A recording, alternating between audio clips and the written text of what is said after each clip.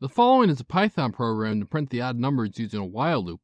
First, we set up a variable that is the number you want to stop printing out the odd numbers at, called stop. For the sake of this example, we will stop at 69. Next, because we are using a while loop, we declare an external loop counter variable called I that we will start at 1.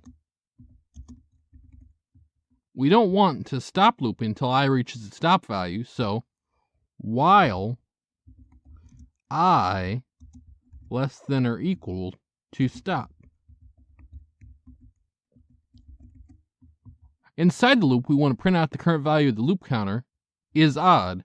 We will use an F string to do this. So print F, then strings, curly braces, and inside the curly braces, the loop counter variable is odd.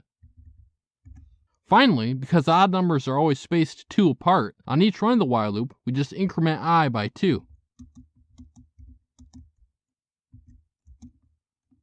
Also, this ensures we never touch an even number and thus can print out the loop counter every time without any check. Like and subscribe to learn more.